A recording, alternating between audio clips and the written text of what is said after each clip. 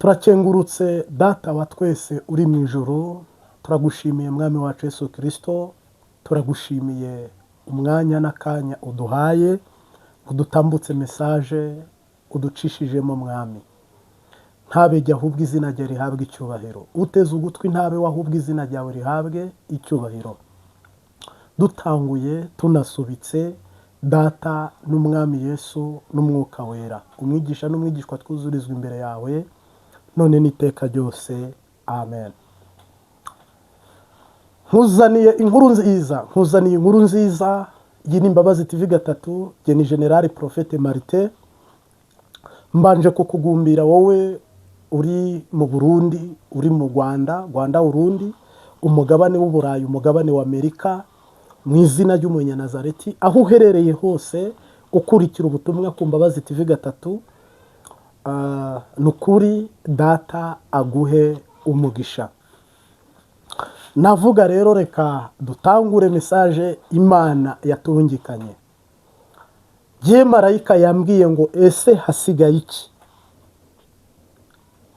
Ese hasigaye iki kugira ngo abarundi Uburundi butabarwe? Hasigaye iki? Jiwe nishyuye ngo nta kintu gisigaye ngo Burundi butabarwe. None se wowe ari wowe Imana ibibajije, Uburundi hasigaye iki ngo butabarwe?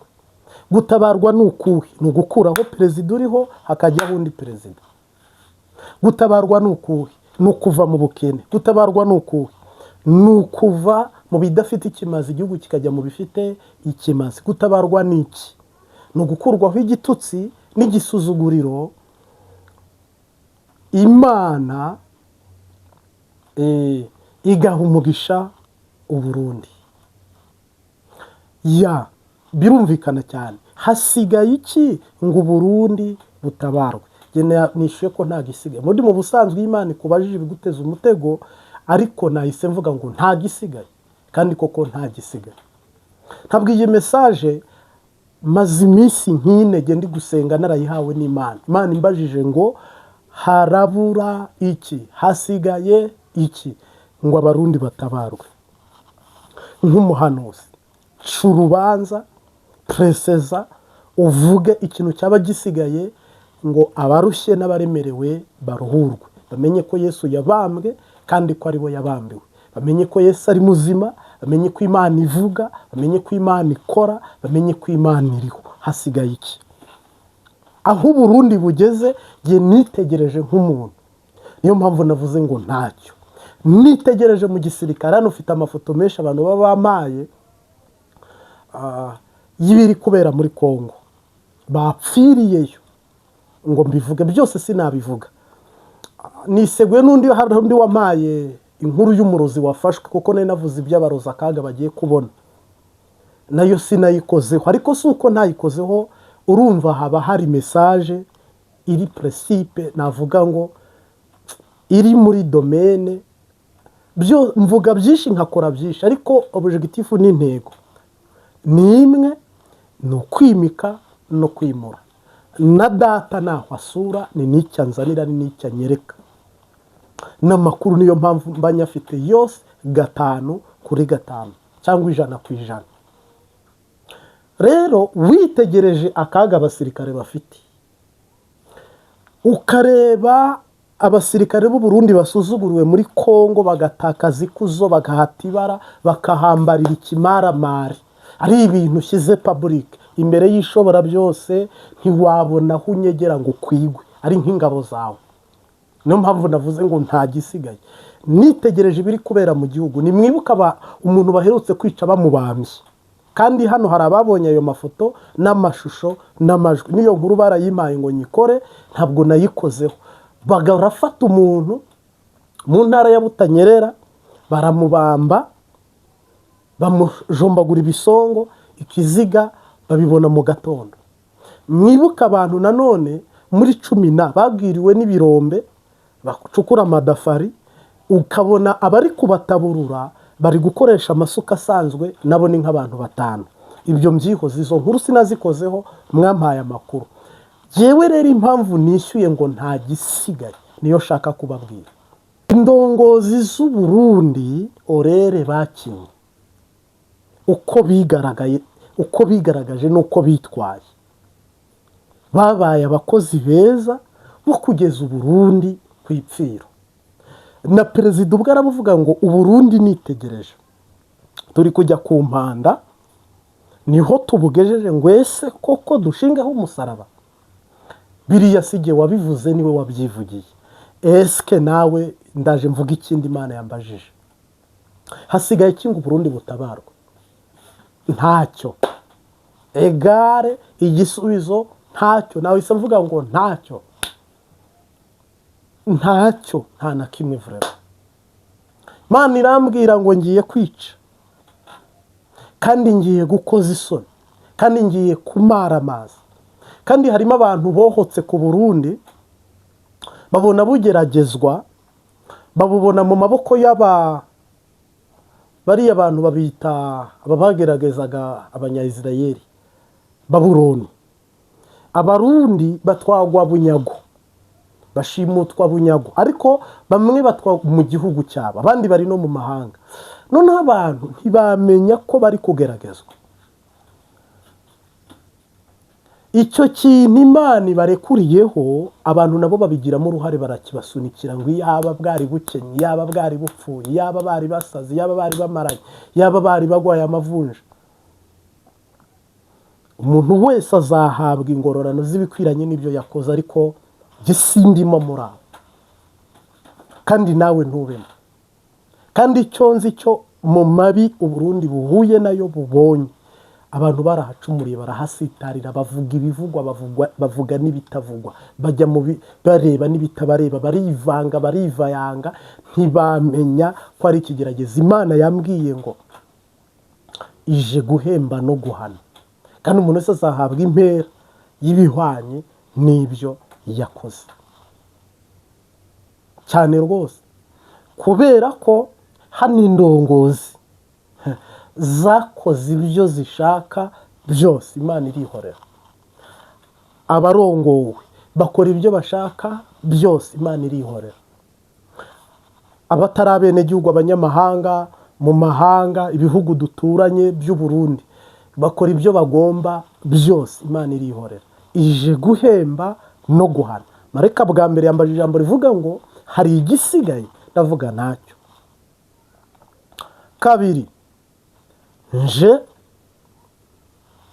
kwica, kubabaza, guhana, gukoza isoni.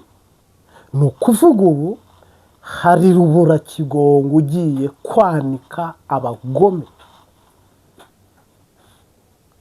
Abagome bambaye umutima w'ubugome, bambaye amaboko y'ubugome, bambaye amaguru y'ubugome, bambaye ijambo y'ubugome. Abagome, abagesera, abamenja, kubera ko mwe ntabwo muzi igihugu murimo. Mwafashe uburozi mutereka mu gihugu gitagatifu, mufata ikinyoma mucyubaka mu gihugu gitagatifu, mufata ibigirwamana murabyubakira, muha Dagoni, muha Bayari, muha Kiranka, muha Ashera, mumwosereza imibavu. Buno rero ntabwo genda bukubwire ngo samedi n'uyu munsi cyangwa ngo dimanche ejo, ariko hagiye kubaho guhemba no guhana. Nta ngorane, ndiho yantumye ngo mbwira bumvira, naho abatumvira muri bonanira. Bamwe barebye aha, abandi birebera aha, mwigira ntibindeba, mwifata umengo siho muri, mwifata umengo ntibibe. Ariko ikipfa caburiwe n'imbongo, mubyukiye mu marira n'agahinda, mu borogo n'umubabaro. Mwabagome mwe, mwishe nabi igihugu, mukica abantu, mukababaza abantu, ntacyo babatwaye, ntacyo babagize. Abantu bagata ibyabo, bagata ababo. Abantu bakaba muri gereza bazira ubusa, nta cyaha bacumuye. Muva amaraso amwe, musangiye izina, musangiye igihugu, musangiye indirimbo y'igihugu. Kuki mutareba abanyabyaha n'inzirakarengane zikagenderamo? Kuki mutiyina? Kuki utamenya kuri gushunguka utari kugeragezwa? Ngo nubona ibyo bintu ukwepe. Ariko umutego ugaragara, ndaje mvuga ijambo rya gatatu, Imana yabateze umutego. Muri ndongozi ntimubona, mufite amaso hakuna, mufite amatwi hakuna, mufite akanwa hakuna. Urasamye, Imana yemeye kubarekuriraho umujinya wayo n'uburakare bwayo. Ntuvuga ngo mukunda igihugu ngo babatora 100%, 100%. Mugwana n'abadahari ngo gwasa ngo bunyoni ngonde. Ikibazo sabo, ikibazo nimwe. Ubutaka burera, inyanja zirera, ariko mugende igihugu mugiteza umuvumo n'umwaku n'inyatsi kugeza ubwo Burundi babugereranya na Haiti, babugereranya na Somali na Sudani, ahubwo ndetse Sudani isigaye iri imbere. Ibi rero mutakaje ingoma bitari bibakwiriye. Use muzabeshyerane, use muzabigereka kuri ni mutakaje ubutegetsi. Kandi ibindi kubabwira, hari umuntu uzi ngo ntibizaba ngo mukwa oyaye. Ibi ubibarire ku ntoki, Imana yanyirire ngo hasigaye iki, harabura iki ko naguhagurukije ngo wimike unimure, hasigaye iki? Nge niki ntahanuye, niki ntavuze? Nafashe igihe nzenguruka igihugu n'amaguru mbaho umurongo muranga. Murasuzugura ngo ngwayinda, murasuzugura ngo ndi inyenzi, ndi umututsi, ndiki. Ntabwo byambujije kuvuga. Ntarafunze, naraburaye, narabwiriwe, sinahunze, sinahavuye. Nabandanyije ivugabutumwa imyaka 9 yose ndayirangiza, sengera igihugu, ndi mu gihugu nkikunze, nkinyotewe, nkifuriza ibyiza. Na n'uyu munsi nyuma y'imyaka 9, Imana impa imyaka kuva 2019 kugeza 2024, naruhuka ndategereza imbuto twabibye. Imana irambwira ngo ongera uhaguruke, cya gihugu nagutumagamo. Ngiye guhindura ubutegetsi byabananiye, ariko banza ubaburire. Kuva mu kwa mbere muri 19 z'ukwa mbere kwa 2024 ntanga imburi, ngeza 2020, ngeza mu kwa gatandatu. Kwa gatandatu ndahava, mareka arambwira ngo none utangira utanga ibimenyetso. Banga kwihana, banga kumva. Ngeza mu kwa 8 ku mwaka 2025 ibimenyetso byose birasohora. Ngejeje mu kwa 11 Imana irambwira ngo imbabazi zivuyeho. Ngeza mu kwa mbere ndabwira ngo bunyoni agiye kurekugwa, kandi icyo nicyo kimenyetso cya nyuma, nta bindi bimenyetso nzongera guhanura. Mwari mwumva mbabwira ikimenyetso? Ntacyo, nta kimenyetso. Imana yarambwiye ngo nta kimenyetso uzongera guhanura. Byaraheze, byararangiye. Imana irambwira ngo iri kudoma kw'abantu ikimenyetso. Imana irambwira ngo muri Pentecote nibi, ibyababa muri politike nibi. Ariko koko jye natumwe ku gihugu mbwira abakijijwe n'abadakijijwe. Abantu barumva, abandi barabireka. Sahizi rero ubutumwa marayika yambajije ngo hasigaye iki. Mu yandi magambo ije guhemba bakoze ibyiza, ije no guhemba bakoze ibibi. Bamwe bagiye kwakira Kanani, abandi bakire Gihonomo.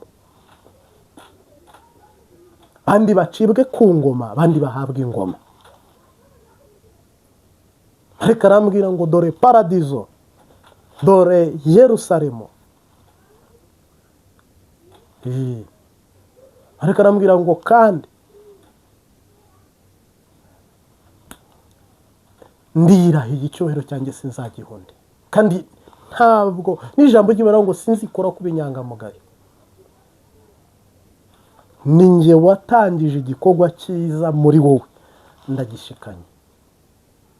Yewe ubu nta nubwo shinzwe kukubwira ngo iriya ndwi ngo ku kwezi reka da, ibintu byasohoye, ibintu byashitse.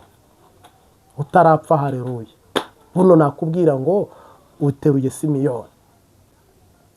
Marayika arambwira ngo bavuniye ibiti mu matwi, bitana ba mwana. Mu Kirundi sinzi kwitana ba mwana uko nabivuga, ni nka kumwe bakubwira bati zana iriya sahani nawe ukabwira uriya ati zana iriya, noneho mu kandi kanya wabatumye akababaza ati ariko ko nakubwiye ngo isahana, umwe ati ni nako, nka kurya basiganye mu ngobyi ya Edeni. Adamu ati ni umugore, umugore ati ni inzoka. Igihugu cy'u Burundi habuze uwakitanga, uwaba intwari. Ntawe, bose bazizirikiye amaboko imugongo, bose babohewe amaboko imugongo. Wo gutabara ninde? Marayika yakimbaje arambwira ngo ese ninde uri bubanze imbere gutabara? Ko umuborogo w'abari mu gihugu imbere wangezeho, ko amarira y'abari inyuma yangezeho. Ese iri joro muzifuza ko ritandukana, ariko nijoro rishaririye. Umurango muzifuza ko 12 azavamo nka 78 kandi ari umurango umwe. Nababaye koko navuze ngo ese uzabibonesha amaso ye, uzabirebesha amaso ye, utwite inda izavamo kubera ibintu ari kureba, kandi baziyahura nta n'ubishe. We yifatira icyemezo we ngo ndiyahuye, kubera ko ntabwo Imana irica ariko yica mu kuri. Iyo ntabwo ari Satani, Satani yica mu binyoma, iyo ni mu kuri. Rero nabonye ibirenge abantu bari kwambuka Yorodani. Imana irambwira ngo nta gisigaye, abantu barajabutse. Kandi Imana irambwira ngo nta mwanya ifitiye aba bantu bishe igihugu, nta mwanya ifitiye abantu bishe igihugu, kuko bo nta hantu na hamwe bafite ho kujya, ahubwo ishyano, ibara, akaga karabagwiriye. Kandi ubu tuvugana, uwa mbere rwamucakiye, rwamusumiye, abandi bo ni nk'udushwiri bagiye kubonabona,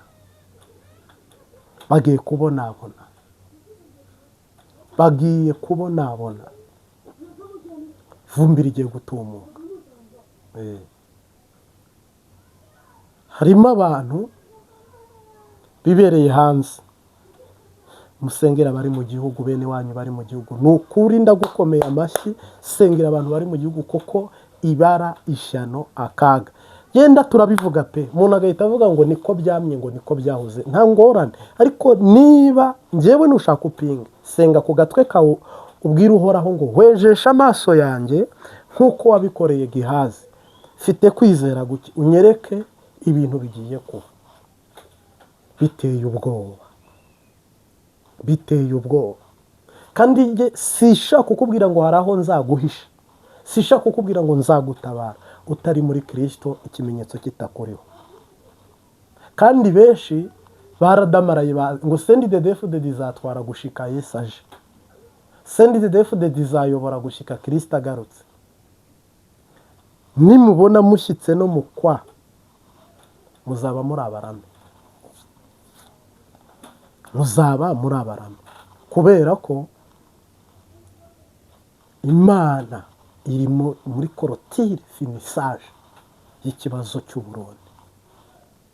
Iki harajyaho akadomo, iyo ubwayishyizeho akadomo biraheze nye, biraheze, ibi biraheze. Iyi ni message yihuta, ni message idasanzwe, biraheze. Za nkoko zo mu Ruyigi n'amahoteli yo mu Ruyigi na za karitsiye Miriwari biraheze. Icyo umuntu yabibye nicyo agiye kwimbura, kandi ibyo ni ukuri. Uyu munsi turayaga ijambo ry'Imana riri Zaburi 41 umurongo waho wa 2 n'uwa 3 haravuga ngo hahirwa uwita ku mukene, Uwiteka azamukiza ku munsi w'ibyago. Ndasubiramo, hahirwa uwita ku mukene, Uwiteka azamukiza ku munsi w'ibyago. Ni Zaburi ya 41.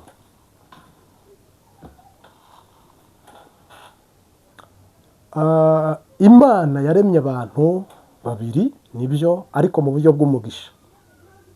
Harimo abagwizatunga cyangwa abakire, hakabaho n'aboro cyangwa se abakene.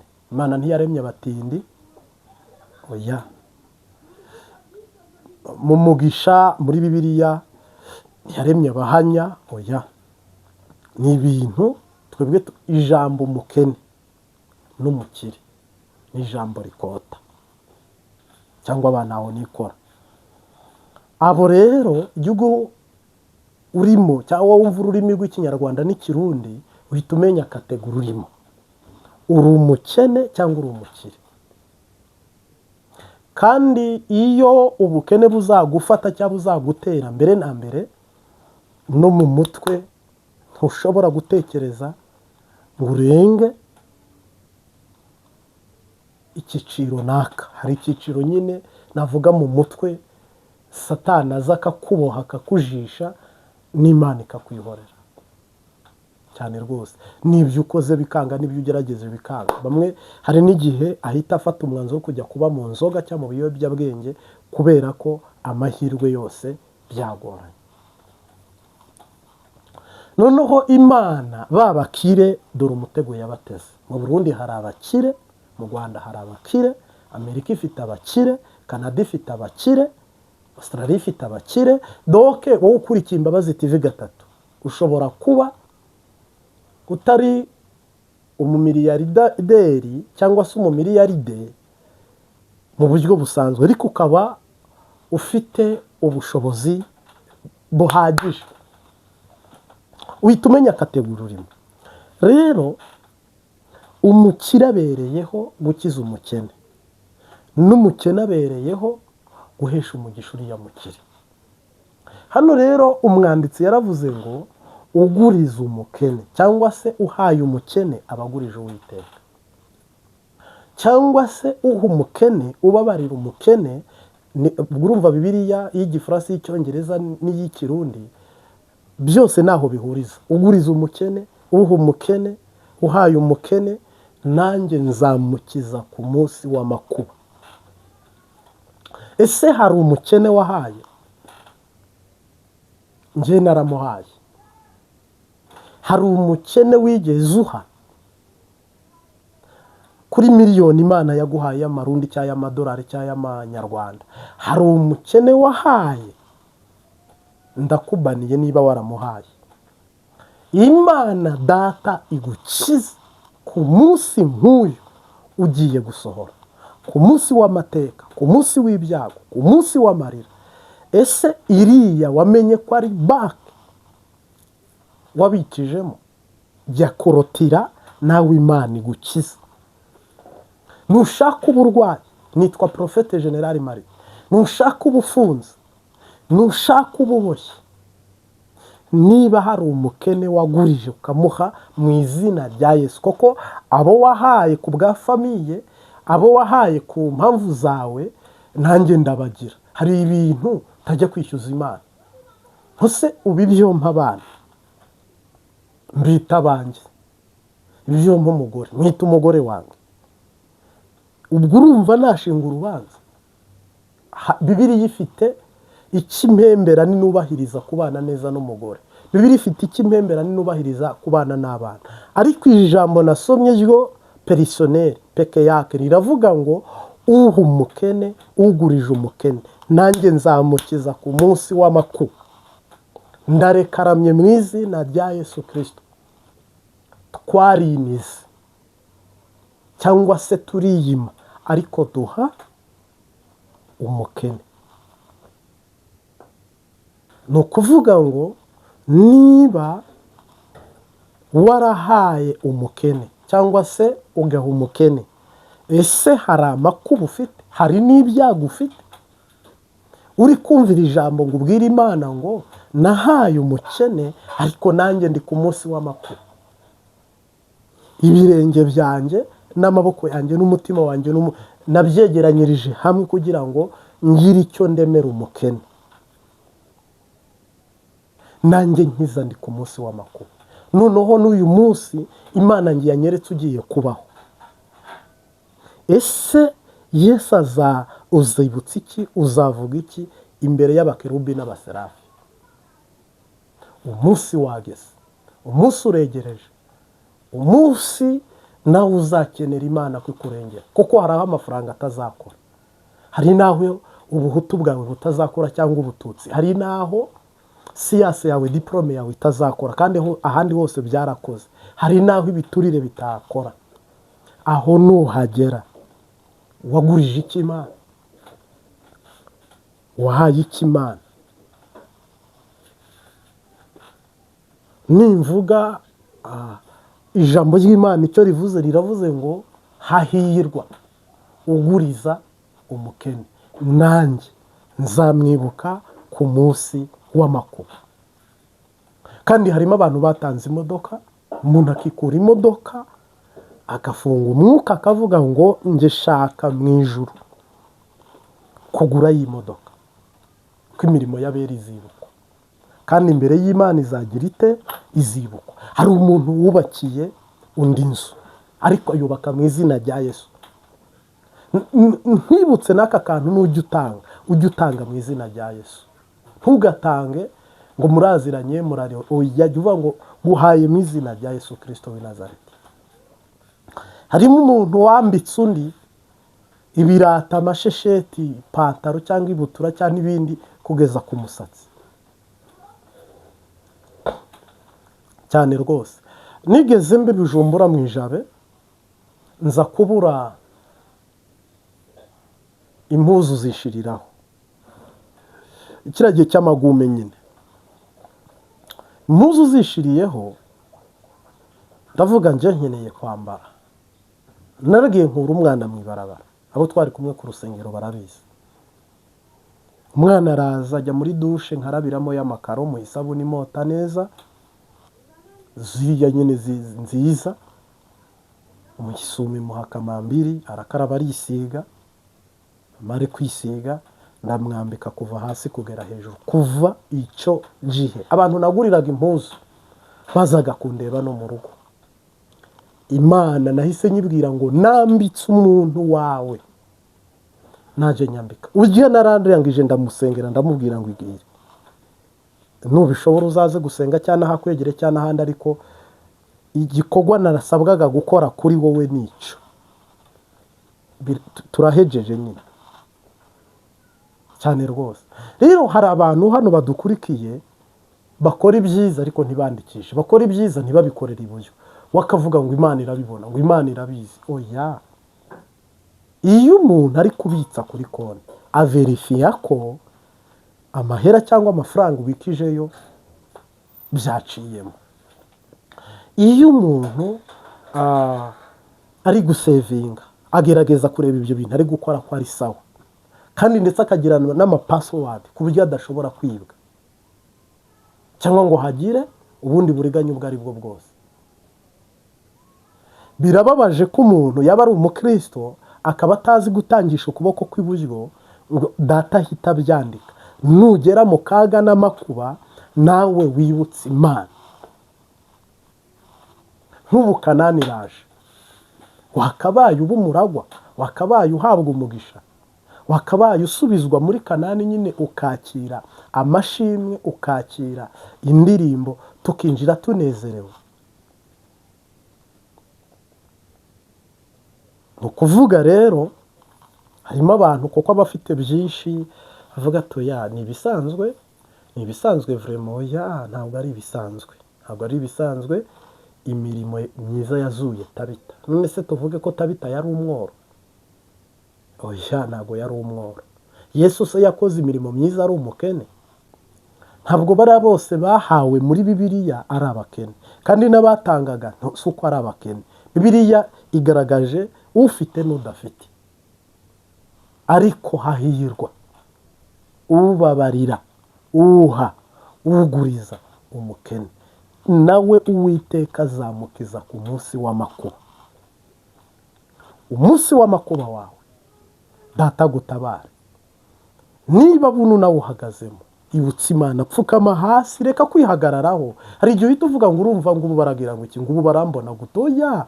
Bibiliya ivuga ngo utinya kumpamya, pfukama huri. Niba nta n'icyo watanze uyu munsi itanga, niba nta n'icyo wakoze uyu munsi ikora, reba umuntu wishimiye uhisemo, umukorereho umugisha, umubwire ngo ariko ntumubwire, ntunasomere ijambo ugiye iwe, yahita abimenya, yahita abimenya.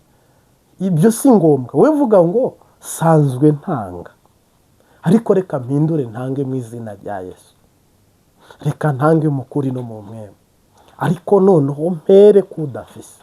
Umukene ni iki? Niba umuntu atagira imodoka ukayimuha, ntayo nyine agira. Niba umuntu atagira inzu ukayimwubakira, ntayo nyine agira. Niba umuntu atakiyambika ukamwambika, nyine ntiyakiyambika. Niba umuntu atakigaburira ukamuha sitoko y'ukwezi cyangwa y'amezi 3, nyine ntayagira. Ariko wibaho umere nk'ikimamiro, urye ku wa mbere, urye ku wa kabiri, ugende mu modoka nziza, ube mu nzu nziza, ugaho ushaka, ukorera aho ushaka, ufite byose, mu by'ukuri wicare nk'utagiye mu ijuru. Oya, na Yesu yagiraga inshuti, n'intumwa bagiraga inshuti. Ureba umuntu umwe kamuhindura umwe.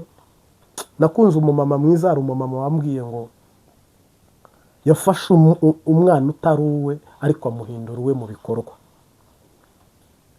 Harimo n'umuntu ugutora mu izina rya Yesu akakurihira pirimeri, kaminuza, segonderi, kaminuza, yarangiza akakubwira ngo Imana iguhe umugisha, ntazakwishyuza. We nubigomba uzamufata nk'umubyeyi, umufate nk'inshuti, sava.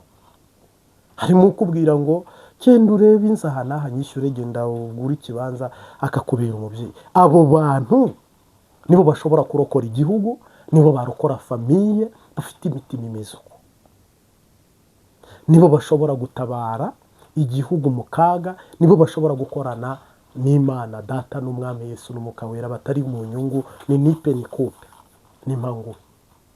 Oya, urukundo, imbuto yitwa urukundo, gukorera Imana, kwinjira mu by'impwemu, Imana iguha umugisha.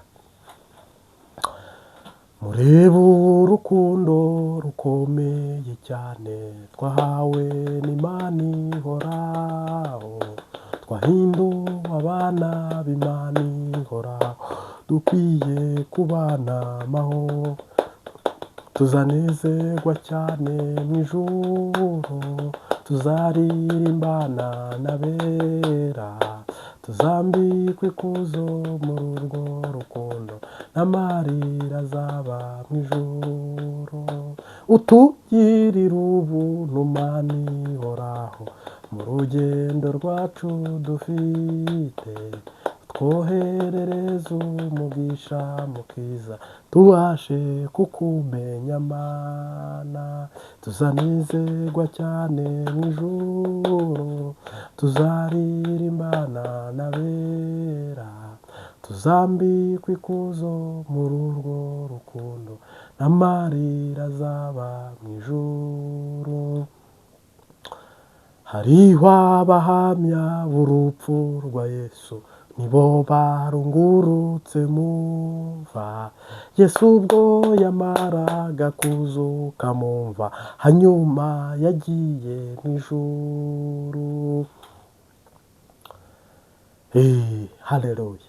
No mu gihe tugendera muri isi, tuyibona mibi dushuka, ariko dukwiye kunesha ibyo byose, kuko ari ko Imana ibishaka. Ndagushimiye Data wa twese uri mu ijuru, uduha amaboko yo kugira ibikorwa byiza, duha abakene, nawe uzadukize ku munsi w'amakuba. hama kandi uduhe umutima wo kubikora n'ubwenge bwo kubikora, kandi ababikoze nabo mu gihe nk'iki bibakize, mu izina ry'Umunyanazareti, amen.